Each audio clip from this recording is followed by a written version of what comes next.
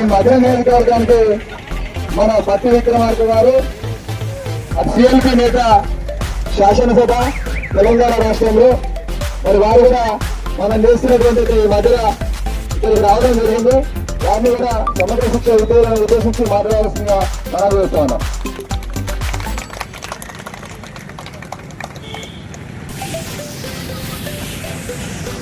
ఈరోజు మధిర నియోజకవర్గంలో సమగ్ర శిక్ష ఉద్యోగులందరూ మరి నిరసన దీక్షకి వచ్చినందుకు చాలా సంతోషకరం.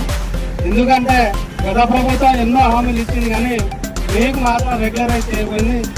ఇప్పుడు వచ్చేది మన ప్రభుత్వం కాబట్టి మిమ్మల్ని తప్పకుండా మా రేవంత్ రెడ్డి గారితో చెప్పి మరి 100% మీ అందరినీ రెగ్యులరైజ్గా చూస్తానని కోరుకుంటున్నాను.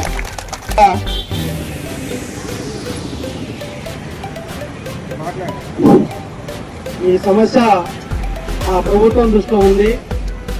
అయితే మీకు తెలియదు ఏముంది, మన ప్రభుత్వము బడ్జెట్ లేక కాస్త రైతులకు కూడా ఇబ్బందికరంగా చూస్తున్నారు కదా, రైతులకు కూడా పథకాలు అందేయలేకపోతున్నాము. కానీ మీరు మాట ఇచ్చిన ప్రకారం తప్పకుండా ప్రభుత్వం కూడా మా క్యాబినెట్ కూడా త్వరలో తీపి కబుర్లు అందిస్తాము. ఈ సమస్యని ముఖ్యమంత్రి గారి దృష్టికి తీసుకెళ్తాము. త్వరలో మీకు కూడా మరి తీపి కబుర్లు తప్పకుండా అందజేస్తామని కోరుకుంటాం.